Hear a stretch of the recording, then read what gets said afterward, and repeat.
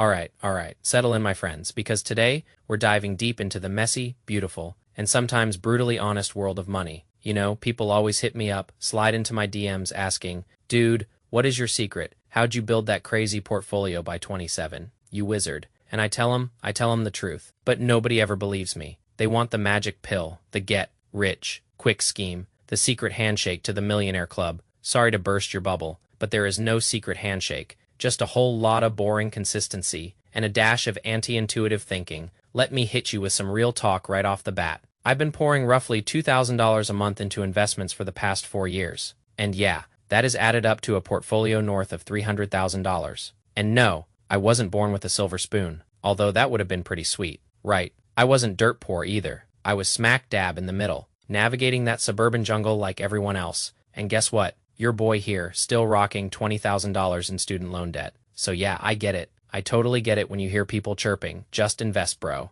or just save more, as if rent, bills, taxes, and student loan payments magically disappear. And let's not even get started on trying to maintain some semblance of a social life. You know, actually seeing other humans, not just your cat. So I'm not here to preach from a high horse. I'm here to spill the tea, to show you what it actually looks like to build wealth. When life is, well, lifing, this ain't about perfect. It is about progress. And while you absolutely 100% need to do your own homework, your own research, I hope this video sparks something in you, ignites a fire, gives you a fresh perspective, or at the very least, a realistic blueprint of what is possible if you decide to wrestle your finances into submission in your 20s. Because let's be real, folks, we're staring down the barrel of a financial literacy crisis, especially for us young professionals. We graduate shiny new degrees in hand, ready to conquer the world in our chosen fields. But when it comes to managing the money we earn, we're often clueless. Radio silence in high school, crickets in college. Nobody's teaching us how to build wealth, how retirement accounts actually work, or the mind-bending power of compound interest.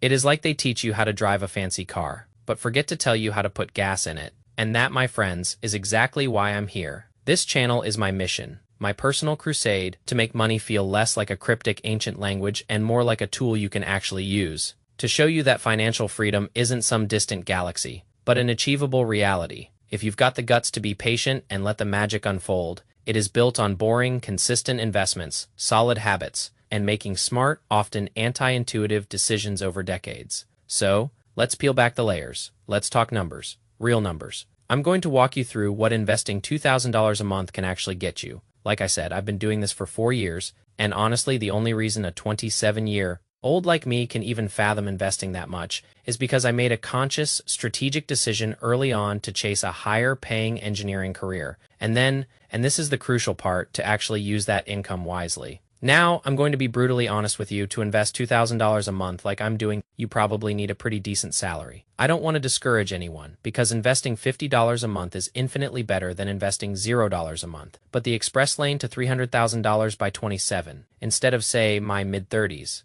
that was paved with a higher income. I work in engineering, specifically in the oil and gas industry.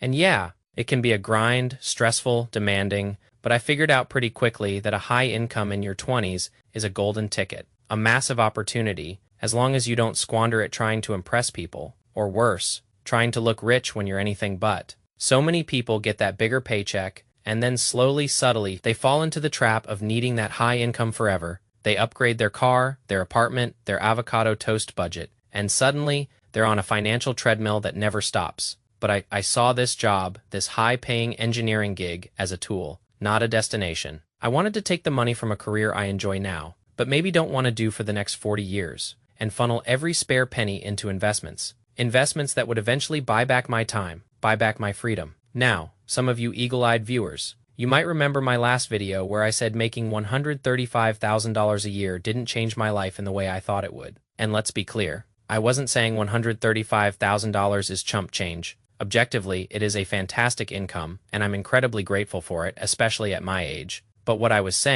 am saying, is that many of us grew up with this idealized image, this mental picture that once you hit 6 figures, you've basically made it. As a kid, I saw 6 figures and instantly thought, boom, nice house, family supported on one income, stay-at-home spouse if you want one, money stacking up, exotic vacations, early retirement. I genuinely believe 6 figures was the American dream, wrapped up in a neat little bow, but here is the cold, hard truth of 2024. The reality is a completely different beast than it was for our parents and grandparents, and a lot of young people, myself included, are starting to wake up to that. This might be a hot take, so tell me in the comments if you think I'm crazy, but I truly believe the traditional version of the American dream for the average American, especially in big cities, is mostly dead. The idea that one income can comfortably support an entire household, buy you a nice home, build wealth, and still leave you with breathing room, it is just getting harder and harder even for folks making above average incomes. Housing prices have gone ballistic, interest rates are chilling on Mount Everest, groceries cost an arm and a leg. Everything is just so much more expensive, and at the same time, we're subconsciously comparing ourselves to lifestyles that were realistic 30 years ago under completely different economic conditions.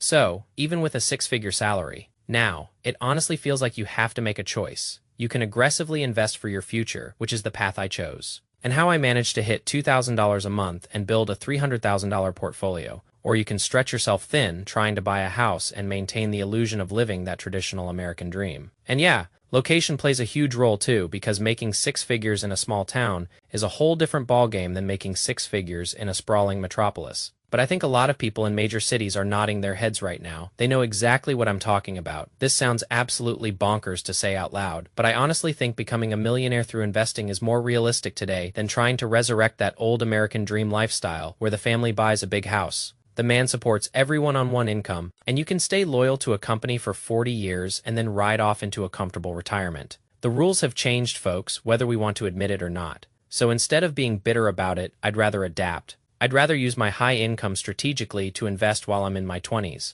The reason I prioritized investing $2,000 a month in my 20s is simple. I realized early on that time that precious fleeting commodity is the biggest advantage I have working for me right now, and I wasn't about to waste it. When you're young, there is this massive temptation to instantly inflate your lifestyle because, hey, you're finally making real money. You can finance that brand new truck, snag that luxury solo apartment, buy all the designer threads on the outside, on social media. It looks like you're winning, but I kept thinking about how dangerous it is when your expenses climb as fast as your income. Because then, no matter how much money you make, you can still end up trapped, needing every single paycheck if you don't keep those expenses in check. And that scared the living daylights out of me in my 20s, and it still does. I looked around at older folks, people who made great money for years, but still seemed stressed about their finances, still tethered to jobs they probably didn't love, all because they didn't create that crucial gap. That difference between their income and their lifestyle. That is when it hit me. Income alone doesn't create financial freedom. What creates financial freedom is a potent cocktail of income, smart investing,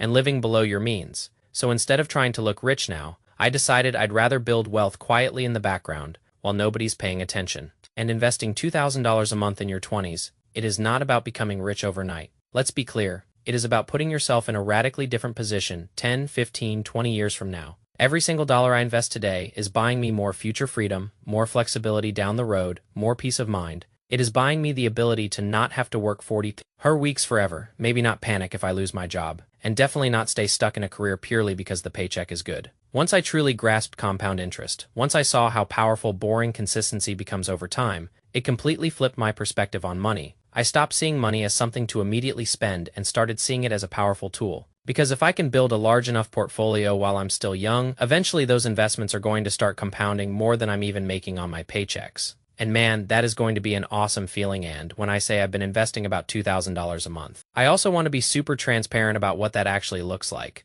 It is not like I'm just blindly throwing $2,000 a month into random meme stocks trying to get rich quick. Most of my investment success, the real gains, have come from investing in the most powerful accounts and automating absolutely everything, so I can stay consistent without even thinking about it. I've been maxing out my 401k, investing into my HSA, consistently dropping money into my brokerage account, and more recently, I started maxing out my Roth IRA too, which is why I'm always kicking myself for not starting that account even earlier. And the reason I structured it like that is because I wanted a balance, a beautiful financial tango between tax advantages, now tax-free growth later, and still having some flexibility with a regular brokerage account that I can access before retirement age if I ever need to, or want to retire early and live off that portfolio. It is a balancing act. For sure, but you gotta figure out what works for you. I'm also not doing anything super complicated with my investing strategy, either, because I genuinely believe a lot of people overcomplicate this stuff. They try to beat the market, they try to outsmart the S&P 500.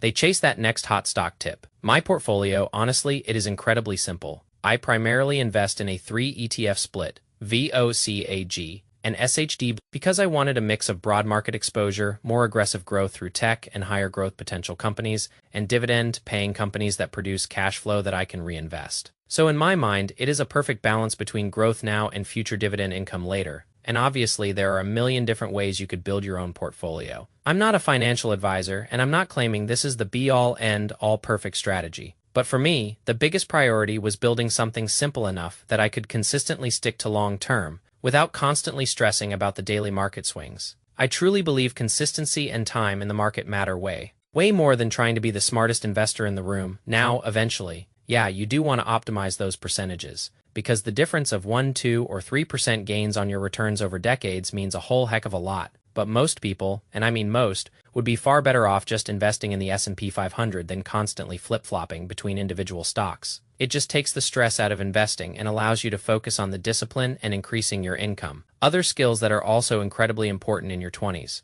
When I look at my long-term plans with investing, I honestly view my 20s as building the rock-solid financial foundation of my life. And that is why I've been investing so aggressively right now. I'm in a fortunate position where I can work a high-paying engineering job, live relatively below my means, and consistently invest about $2,000 a month. And I refuse to waste this situation, because I know how incredibly lucky I am right now. The money I invest at 27 has decades to grow, to compound, to multiply, and that is why I'm willing to sacrifice a little bit more now while I'm younger. And I'm not saying everyone needs to invest this aggressively, because everyone's situation is going to be wildly different. I would absolutely recommend getting an emergency fund built up first, and any interest debt paid off before you even think about investing. But for me personally, I know I would deeply regret wasting these crucial years if I spent all my income trying to flash my money and look successful. I don't necessarily plan on investing at this furious pace forever, either. I think a lot of people hear financial content online and automatically assume the goal is to live like a monk for the next 40 years, never spend a dime, just obsess over net worth numbers.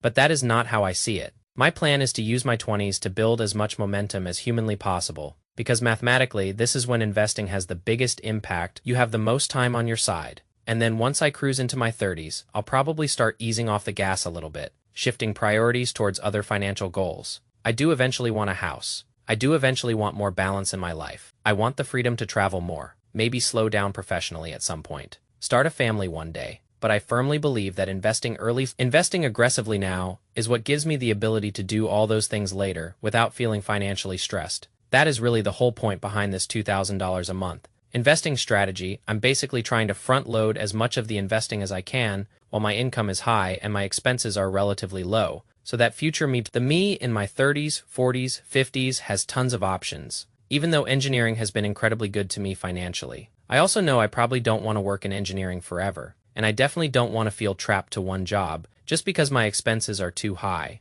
or because I never bothered to build assets outside of my main income. I think that is the biggest lesson I've learned through this whole process so far. High income by itself, it doesn't automatically create that financial freedom we were told about as kids. What you do with that income, that is what actually matters. You can make 6 figures and still be financially stuck, still living paycheck to paycheck, or you can use those high-earning years strategically to completely reshape your future. I'm choosing the investing route, and while I feel like the traditional American dream isn't quite there for me yet, I absolutely know, it will be in the future. It may not change things right away, but that is why you need a delayed gratification mindset, a patient mindset. So, my mindset right now is super simple. I'm going to keep investing consistently throughout my 20s. I'm 27 now, so I have 3 more years to go. I'm going to keep building assets outside of my 9 to 5 income. I'm going to keep learning, keep developing my skills, and I'm going to keep trying to constantly increase my income wherever I can. And I'm going to trust that process over the next 10 to 15 years. And I truly believe all of those small, smart, consistent decisions